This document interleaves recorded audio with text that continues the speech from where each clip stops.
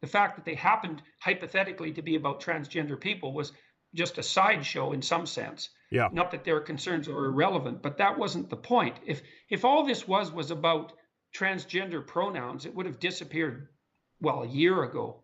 It would have disappeared immediately. That's not the issue at all, and everyone knows it. Right. The issue really is that there's a culture war going on, and the radical leftists are trying to push an agenda on everyone, and they're doing it quite effectively. And I said that I wasn't going to play. I said specifically that I would not allow the radical leftists to define the linguistic territory.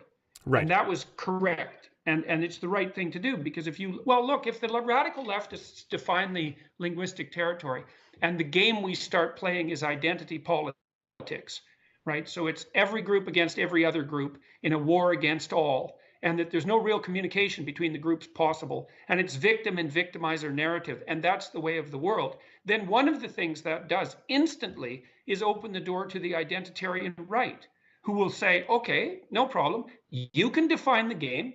It's identity politics. I'm white and male, let's say, and I'm not going to play to lose. I'm going to bloody well play to win, because that's what the right-wing identitarians will do. Right. And that's, well, both of the whole, for me, the response to that is, let's just not play that game.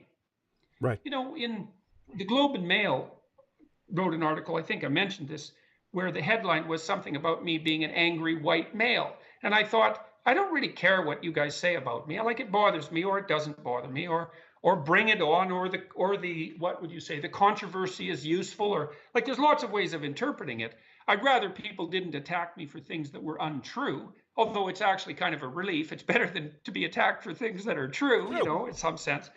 But I couldn't believe that our national newspaper was so god dumb that they would title a article with a racial epithet.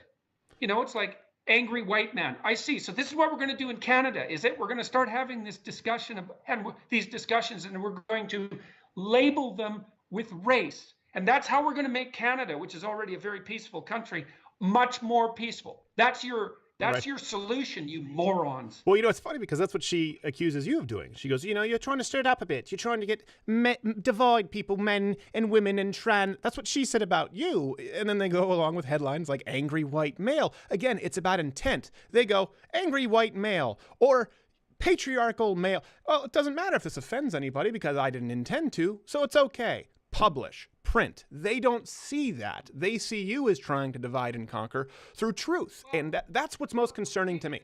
Well, yeah, the thing is that I'm not playing identity politics games. Like, I'm not going to view the world through the lens of your group identity.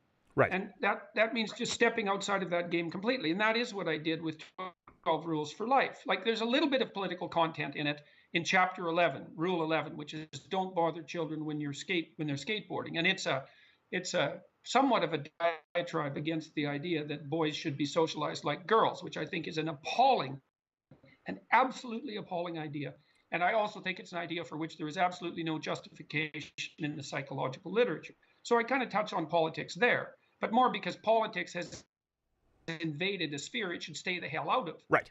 But the rest of the book is a book about individual responsibility as an antidote, in some sense, to the tragedy and malevolence of life.